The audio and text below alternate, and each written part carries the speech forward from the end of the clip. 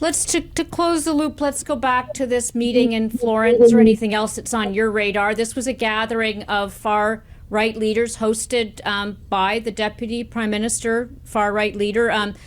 What should we make of this? Is this a concern that they're getting together, or is it just natural that political allies would meet ahead of the European Parliament elections next year?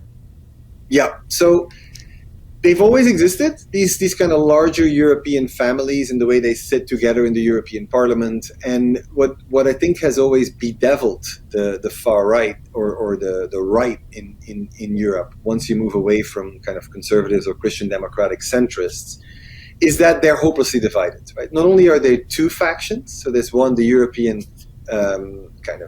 reformers, the ECR, and then there's the identity, kind of much more heavily based on national identity grouping. And then, of course, there's Orban that doesn't have a family right now. He used to be part of the European People's Party, but then was kicked out. And so if all those groups would get together and form one group, they would be formidable, right? They would be like close to 1/3 of the votes and of the members of parliament, and may even be the biggest group. The problem is they don't agree, as you would expect, right? Because in the end, they're all about more national sovereignty, and they are not natural partners in a European integration project.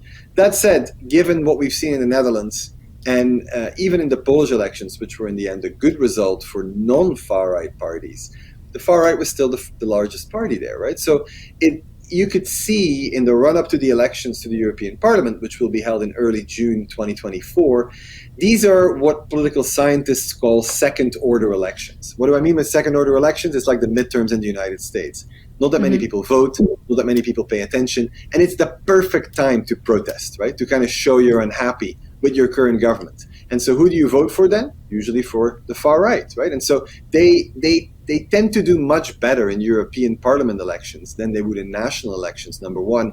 But this time, really, because immigration is the thing that binds all these parties, and people are much more aware of the European dimension, the European border dimension, it's a real fear that they will do a lot better than expected, in a way that even Wilders in the Netherlands far outperformed his opinion polls, right? And ended up with a much stronger result. That would then complicate coalition formation, a new commission coming in at the European level next summer. A lot of trends to keep our eyes on, and thank you very much, Matthias, for helping us to make sense of all of it, and I look forward to continuing the conversation.